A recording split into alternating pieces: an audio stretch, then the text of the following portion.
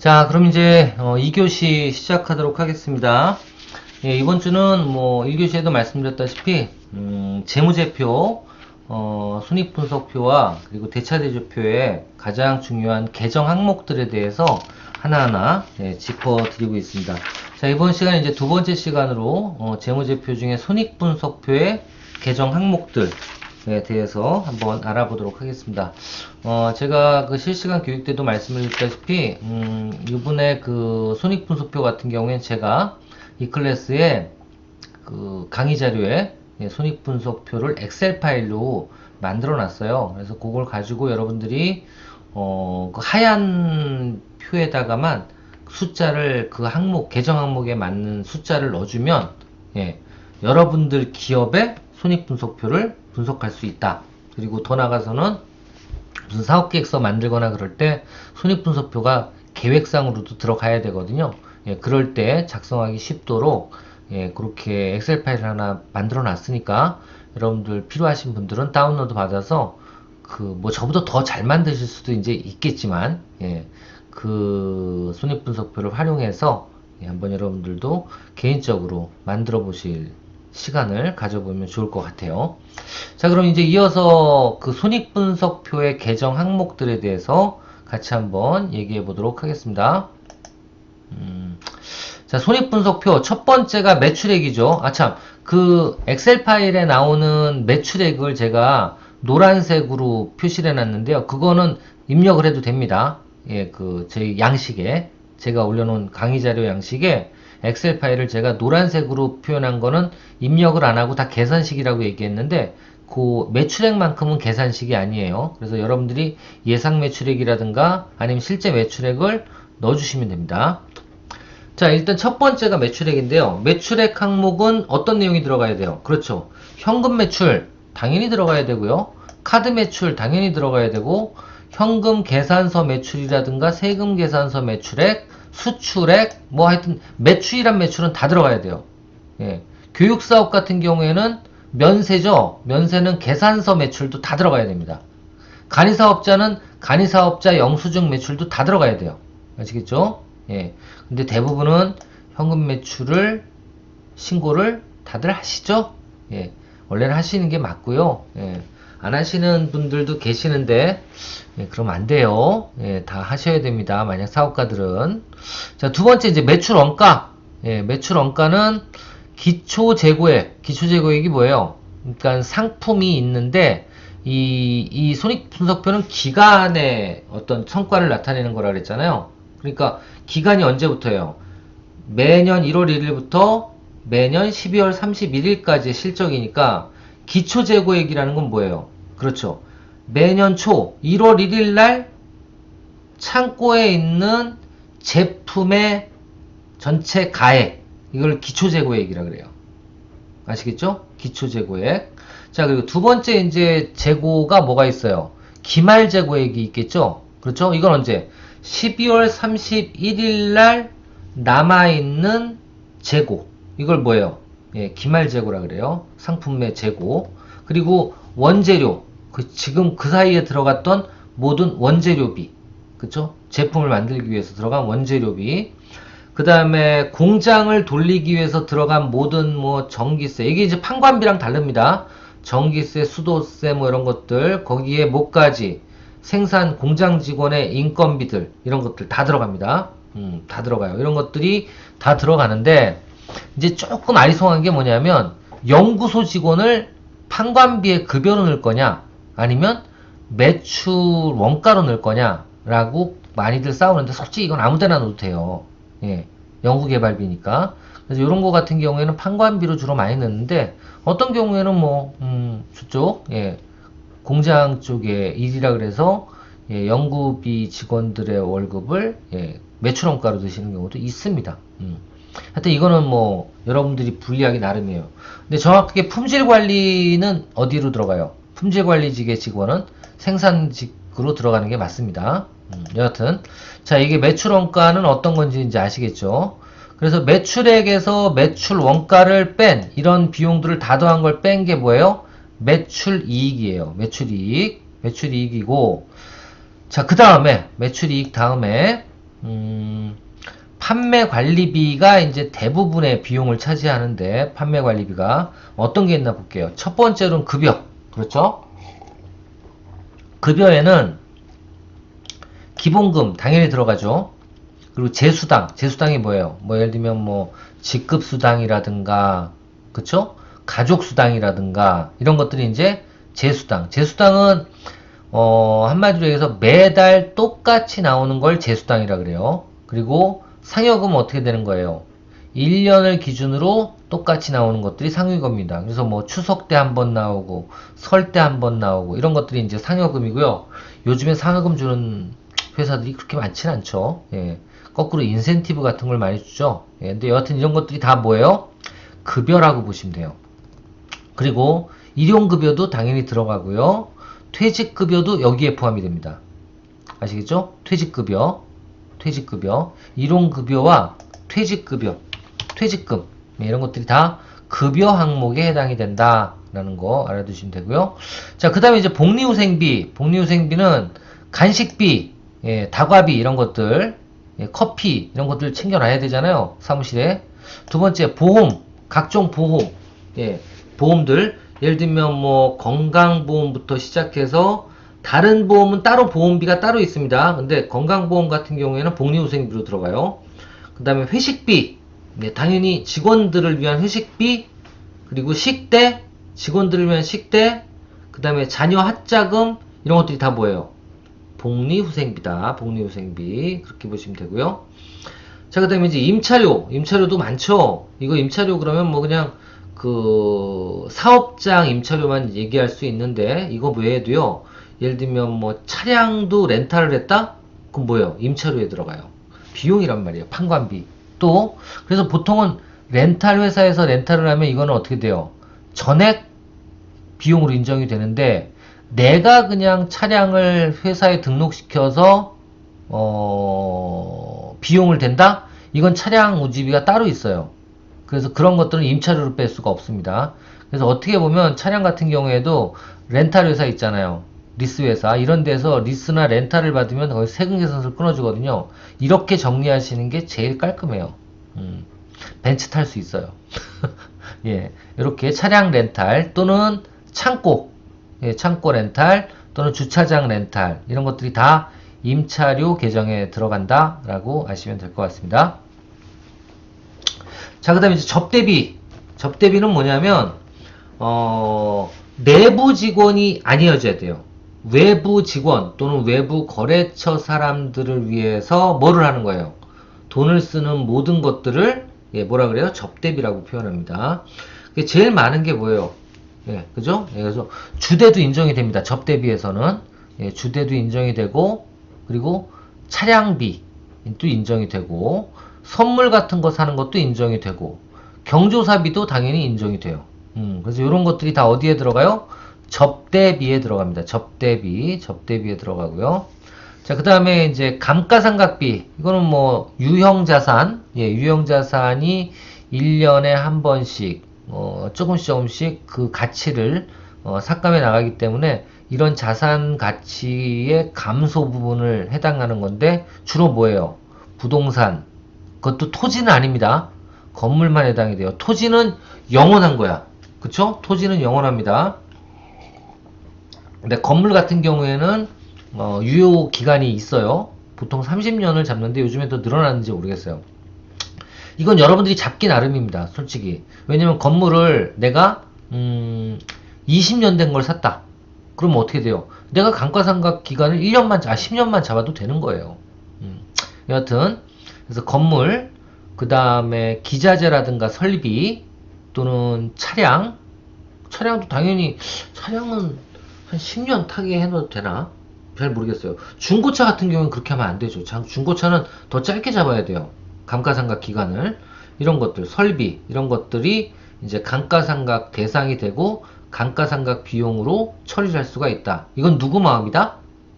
예, 솔직히 기업체의 어떻게 보면 전략적인 부분으로 접근할 수 있는 그런 어떤 비용이다 라고 보시면 될 것 같아요. 자, 그 다음에 이제 세금, 그렇죠? 국세라든가 지방세라든가 이런 세금 외에도 또 벌금, 그렇죠? 벌금이라든가 과태료도 들어가고요.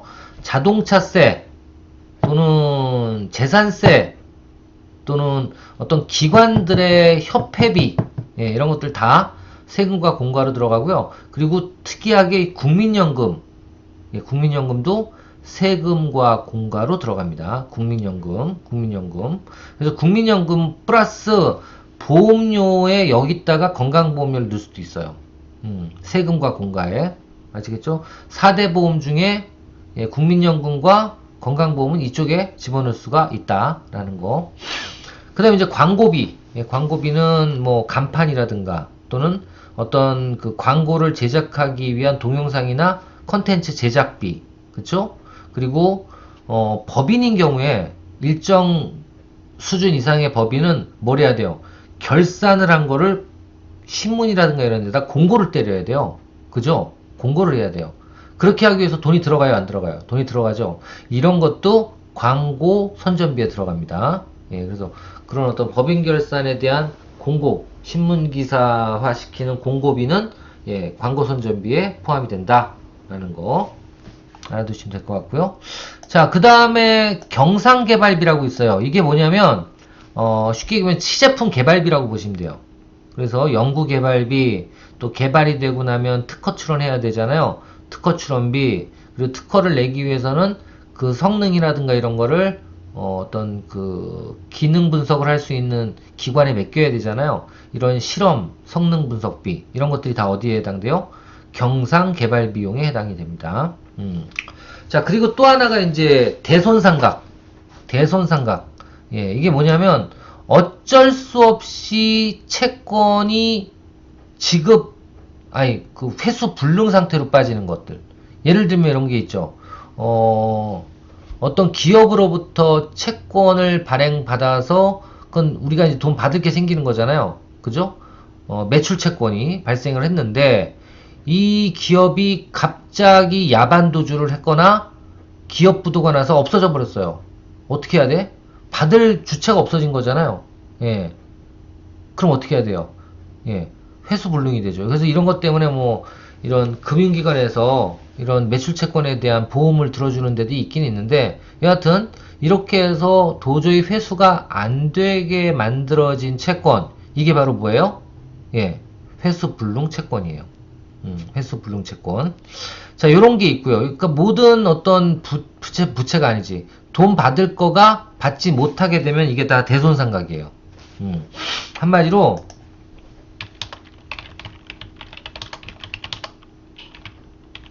미수금에 대한 불능이라고 표현할게요. 이런 건 다 이게 대손상각이 된다 라고 표현할 수 있습니다. 자, 그 다음 여비교통비. 이건 뭐 그대로 교통비죠. 한마디로 교통비라든가 뭐 항공료라든가 또 출장비라든가 또는 숙박료라든가, 그러니까 출장 갔을 때 쓰는 거, 출산 갔을 때 식사라든가 주차료라든가 통행료라든가 기차, 이런 것들이 되겠죠. 자, 이런 것들은 주로 어디에 근데 정리가 돼 있어야 돼요? 이런 것들은 원래는 취업 규칙에 정리되어 있는 교통비 항목이에요. 여비교통비 규정이 있어야죠. 그래서 예를 들면 뭐 갑 직원은 얼마까지 뭐 KTX를 탈 수 있다. 뭐 그래서 KTX 기준으로 왕복 얼마를 해주겠다. 이런 것들이 다 정리가 돼 있어야 돼요. 여하튼 여비교통비. 그 다음에 이제 차량 유지비도 마찬가지입니다. 이것도 취업 규칙 같은데 원래 표시가 돼 있는 게 좋아요. 차량 유지비도. 차량 유지비는 유류 때, 그렇죠? 그리고 차량 보수하는 비용, 뭐 엔진 오일 갈고 막 그래야 되잖아요. 주차료, 그렇죠? 그 다음에 안전협회비, 뭐 예를 들면 그 검사비라든가 이런 것들, 그리고 또 도로교통관리공단에 내는 돈도 있을 수가 있죠. 이런 것들, 그리고 톨게이트비, 이런 것들이 다 뭐예요? 차량 유지비에 해당이 된다라고 알고 계시면 될 것 같아요. 그 다음에 이제 통신비는 전화세 또는 우표 또 등기 이런 거, 그 한마디로 우체국에서 뭐 보내거나 아니면 전화를 쓰는 거 다 해당이 되는 게 통신비입니다. 예, 이런 것들 요즘에는 보면 무선 핸드폰들도 많이 주고요. 또 여기에 뭐가 들어가냐면 카드 단말기. 이런 것도 다 통신비로 들어가죠, 요즘엔. 예, 그리고 인터넷비, 다 통신비예요. 통신비, 인터넷, 이런 것들 다 통신비라고 보시면 돼요. 자, 그 다음에 이제 교육훈련비, 요거는 직원들한테 교육을 정기적으로 시켜야지만 또 직업 능력이, 그 능력이 향상이 되잖아요. 직무 능력이. 그렇게 하기 위해서 교육훈련비를 써야 되는데, 제일 많이 들어가는 건 강사비, 또는 만약 워크숍을 간다 그러면 그 워크숍 임차료, 그죠? 시설 임차료, 그리고 학원으로 보낸다 그러면 학원 연수비, 수강료, 그리고 위탁교육 훈련비, 그러니까 어떤 전문 훈련 기관에 맡긴다 그랬을 때는 위탁교육 훈련비, 이런 것들이 다 교육 훈련비다라고 보시면 되고, 수선비는 뭐예요? 보수비죠, 보수비. 예, 뭐 고치는 비용. 그래서 건물 수선, 기계 수선, 또는 공기구 수선, 비품 수선, 유지, 보수료, 이런 것들이 해당이 된다. 이렇게 아시면 될 것 같고요. 자, 고치는 것들은 다 뭐예요? 수선비다. 생각하시면 될 것 같아요. 자, 다음은 수도광열비. 수도광열비는 뭐예요? 전기세, 수도세, 도시가스비, 또 뭐 난방용 유류비, 이런 것들, 뭐 수도세, 이런 것들 다 해당이 되겠죠? 이게 이제 수도광열비. 그 다음에 도서인쇄비, 요거는 사무용품도 포함시킬 수 있고요. 뭐 독서 책 사는 비용, 또 인쇄하는 비용, 또는 뭐 신문이라든가 잡지 구입하는 비용, 그쵸? 또는 뭐가 있을까요? 그러니까 종이로 뭘 하는 건 다 해당된다고 보시면 돼요. 예, 사진 현상이라든가 복사비, 또는 명함 같은 거 인쇄하는 거, 이게 다 도서인쇄비로 나눠지시면 돼요. 그러니까 종이로 만들어서 비용이 들어가는 거 다 해당된다, 그렇게 보시면 돼요. 그러면 예를 들면 프린터 구입비는 설비비로 들어갈 수도 있지만, 그쵸? 어디에 들어가요? 프린터 구입비는 어디 갔어?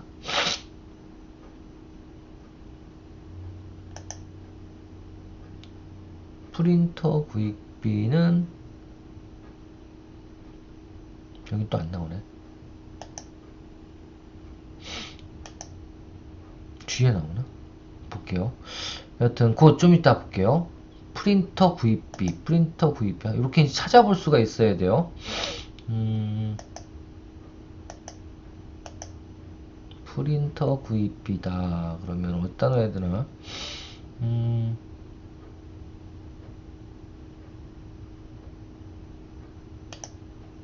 프린터 구입비 어디다 넣어야 될까요?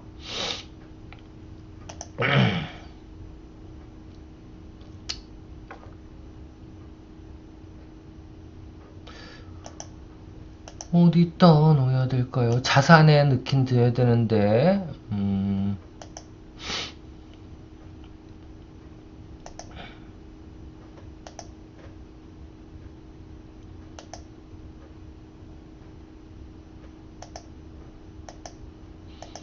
프린터 구입비다. 프린터 구입비는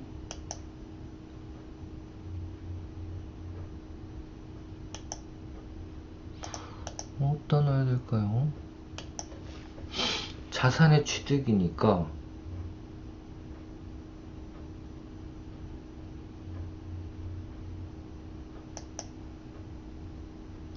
여기다 넣어야겠네요. 판매 관리비 이쪽에. 예. 아니다, 이거 감가상각이니까. 야, 이거 그렇게 딱 따지니까 자산에 해당되는 것들은 비용이 따로 책정이 안 돼 있네요. 비용이. 요거 하나만 제가 좀 이따가 한번 확인해서 알려드릴게요. 여하튼 계속 넘어가도록 할게요. 시간 관계상. 자, 이렇게 보고요. 그 다음에 포장비. 이거는 상품을 포장하는 데 들어가는 비용, 또는 외주 포장비, 박스 비용, 이런 것들이 이제 포장비로 해당이 되고요.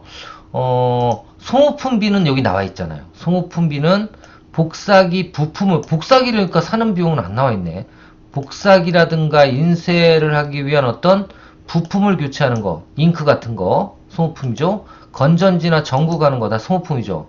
그러니까 계속적으로 들어가야 되는 비용들이죠. 이런 것들을 소모품이라고 표현을 하고, 지급수수료는 특허 사용료라든가 법률 자문비라든가 자문비예요. 그러니까 어떻게 보면 세무사비라든가 이런 것들이 지급수수료로 들어간다라고 알고 계시면 될 것 같습니다.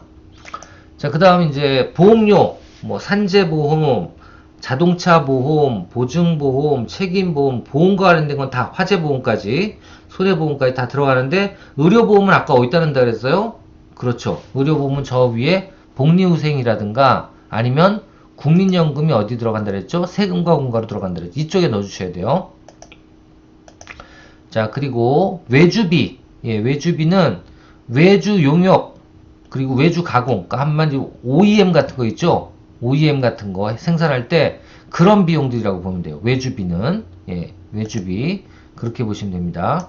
자, 그다음 보관료는 창고 보관료라든가 뭐 이런 것들이에요. 그래서 뭐 상품이라든가 원재료, 부산물 등을 우리 회사에서 보관하는 게 아니라 외부의 전문 업체에다 맡겼을 때에는 어떻게 돼요? 예, 외주 창고 보관료가 따로 필요하다.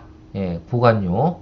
그 다음에 견본비는 뭐냐면, 시제품을 제작을 해서 진짜 이런 것들에 대해서 고객들한테 한번 써보게 하는 비용 있잖아요. 그래서 이런 거는 설문조사비부터 시작해서 그런 내 프로모션을 전개하는 프로모션 기획 회사에 돈을 주는 운영비, 그리고 시험 상품 제작비 이런 게 다 들어갑니다. 아시겠어요? 견본비. 이게 그러니까 상품 개발과 관련된 거예요. 그렇게 보시면 되고, 그다음 운반비. 운반비는 뭐예요? 제품을 고객한테 전달하기 위해서 이 수출해서 많이 들어가죠. 선박 운임비라 물류비예요. 쉽게 얘기하면 물류비, 물류 택배비 그렇게 생각하시면 돼요. 그래서 선박이라든가 항공이라든가 물류나 택배, 퀵서비스비 이런 게 다 퀵서비스비 이런 게 다 뭐예요? 운반비다라고 생각하시면 될 것 같습니다.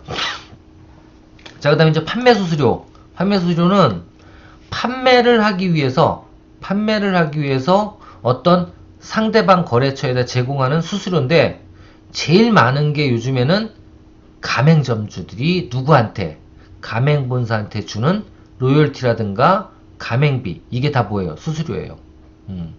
그리고 판매 런닝 개런티라고 그러죠. 이것도 다 뭐예요? 판매 수수료예요.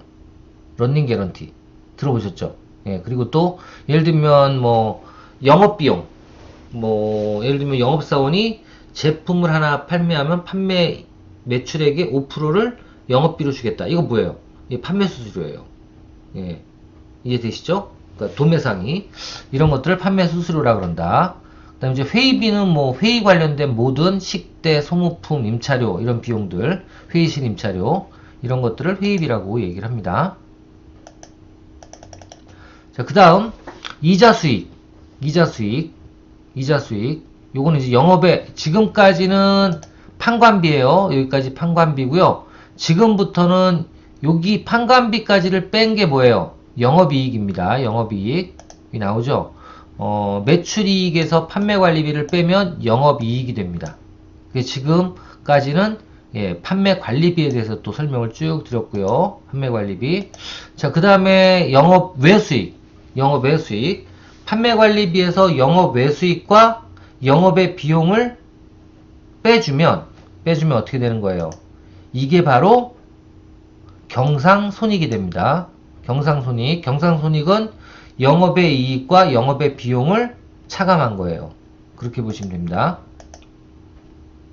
자, 영업의 수익 중에는 영업의 수익이라는 게 뭐예요? 그러니까 영업활동을 하지 않고도 돈이 들어온 것들은 수익, 영업활동을 하지 않고 돈이 나간 게 비용. 그렇게 보시면 되죠.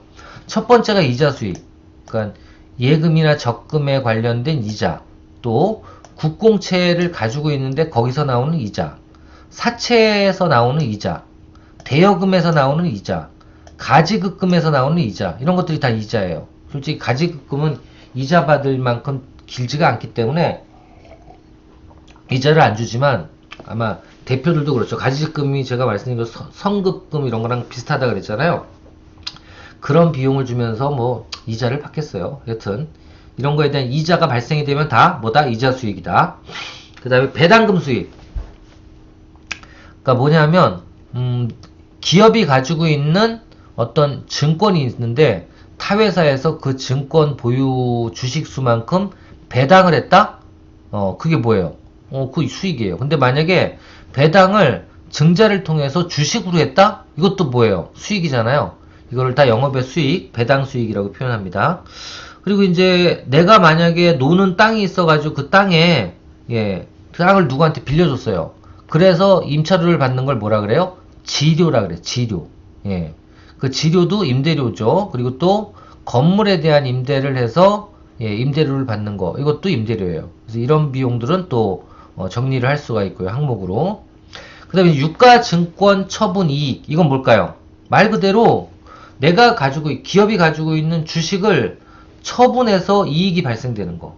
또는 국공채, 공채나 국채를 가지고 있다가 처분을 해서 받는 이익. 예, 또는 사채를 가지고 있다 처분해서 받는 이익. 이게 다 뭐예요? 유가증권 처분 이익인데, 이 항목 하나하나가 이거는 개정 항목이에요. 무슨 뜻인지 아시겠죠? 요거는. 네, 요런 게 있고. 그 다음에 영업의 수익으로는 외환 차익. 이건 뭐예요? 내가 달러라든가 유로화를 가지고 있는데 그게 가지고 들어왔을 때 내 소유가 됐을 때 그 기준의 어떤 가치보다 매각을 했을 때 어떤 처분했을 때 차익이 발생이 되면 그 발생된 거는 차익이에요. 예, 이거는 영업 때문에 발생된 게 아니잖아요. 영업 외에 발생이 되는 그 외부 환경 요인에 의해서 발생된 거잖아요. 이런 것들을 외환 차익이라 그래요. 그리고 마찬가지예요. 투자 자산, 그러니까 예를 들면 뭐 증권이라든가 아니면 부동산이라든가 사채라든가 이런 것들을, 예, 매각을 했을 때 차익이 발생이 된다? 습득가액보다? 그럼 어떻게 돼? 이익이 발생이 되잖아요. 그런 것들은 다 처분이익으로 잡아요. 그래서 이런 것도 개정 항목입니다. 투자자산 처분이익, 유형자산 처분이익, 사채 상환이익. 예, 이게 다 어떻게 돼요? 영업외 수익으로 잡히고, 요 내용들이 다 개정 항목들이에요. 그리고 마지막으로 법인세를 냈는데 잘못 계산했다고 환급해 가래. 예, 나라에서. 이것도 뭐예요? 영업의 수익이 되고, 이거 외에 위에 있는 개정 항목 외에 만약에 어떤 돈이 들어오는 게 생겼다? 자비익으로 잡으면 됩니다. 자, 그 다음 이제 영업의 비용 중에 이자 비용. 요거는 이제 비용들이죠. 아까는 수익이고, 이제 비용. 영업의 비용 중에 이자 비용은 뭐 부채라든가 아니면 사채, 내가 돈을 빌린 거에 대한 이자들 내줘야 될 때 있죠. 그 이자 비용. 그리고 대손상각, 대여금, 미수금, 선수금에 대해서 못 받게 돼 있어. 예. 대손상각. 이거 뭐예요? 예, 이런 것들도 다, 예, 대손상각비입니다. 비용입니다. 그 다음에 이제 처분 손실, 유가증권이라든가 아니면 유가증권을 어떤 그 연말에 평가를 한다든가 아니면 재고자산, 상품에 대해서 평가를 했을 때 연말에 원래 기존에는 유가증권이 뭐 주당 1000만원이었, 아니 너무 비싸다. 뭐 100만원이었는데 연말 되니까 80만원으로 내려갔어. 예, 평가가. 그럼 20만원 손실을 본 거나 마찬가지잖아요. 돈이 들어오고 나간 건 없지만 이럴 때 처분 손실 또는 평가 손실 또 재고자산 평가 손실을 기록하는 거예요. 차액을. 이것도 요 자체가 개정 항목이 됩니다. 항목이 되고요. 그 다음에 외환 관련돼서도 달러라든가 아니면은 뭐 그런 내용들의 그 차손, 이거 평가를 했을 때 차손이 발생됐을 때 위에는 처분이죠. 처분을 했을 때도 되고 평가를 했을 때 차익이 발생이 됐을 때 비용이 되면 더 떨어졌으면, 예, 그건 외환 관련된 외환 차손 또는 외화 환산 손실로 표현할 수가 있어요. 이런 게 있고요. 그리고 또 비용으로 들어가는 게 뭐냐면 각종 기부. 그러니까 그거는 보통 기부가는 기관이어야 되는 게 맞습니다. 왜냐면 기부금을 냈다고 확실하게 증거를 받아야 돼요. 그 계산서나 이런 걸 기부 증명서를 받아야 되는데, 하여튼 무상으로 내 제품이나 자산이나 아니면 금전을 무상으로 제공하는 거, 이게 바로 기부금이죠.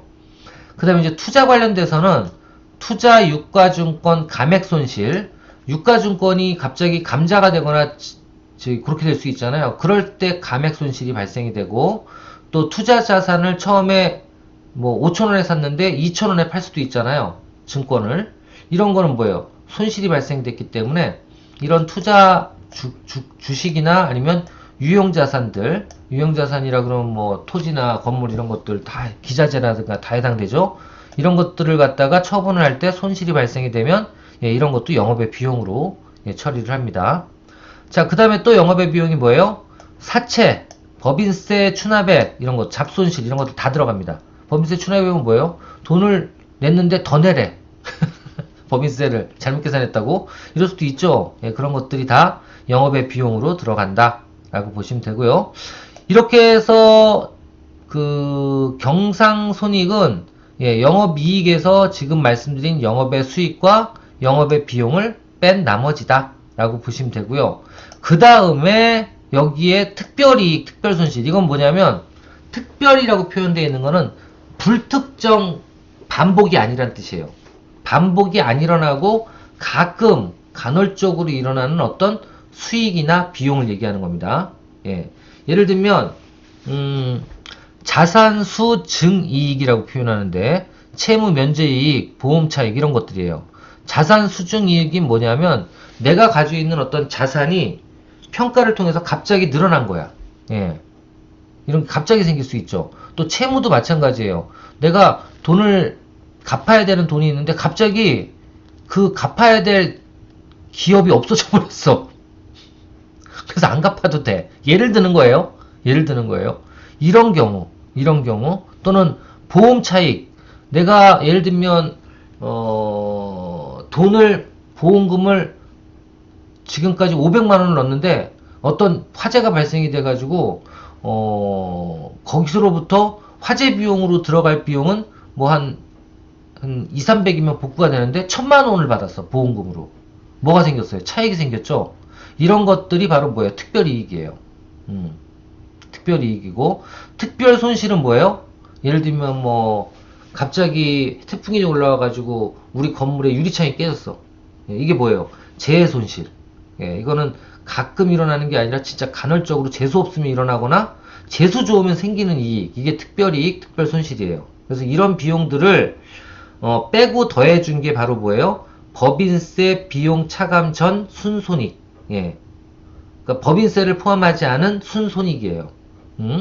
그리고 여기에 법인세가 빠지면 이게 바로 당기 순이익이나 순손실이 되는 겁니다.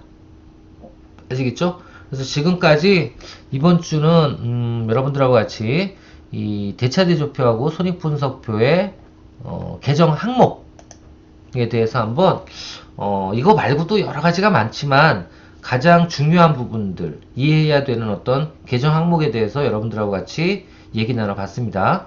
자, 혹시 다음 주에는 예, 이런 부분들에 대해서 또 대면을 하게 되거나 실시간으로 교육을 하게 될 때 궁금한 게 있으면 항목별로 또 물어보시면 이런 거는 어디에 해당되냐고 물어보시면 제가 답변을 드릴 수 있도록 할 거고요.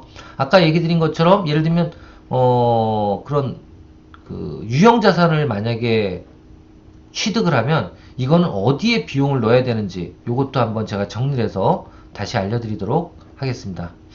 자, 이번 주도 수고 많으셨고요. 우리 다음 주에도 또 건강한 모습으로 뵙길 희망하면서 오늘 강의 마치도록 하겠습니다. 감사합니다.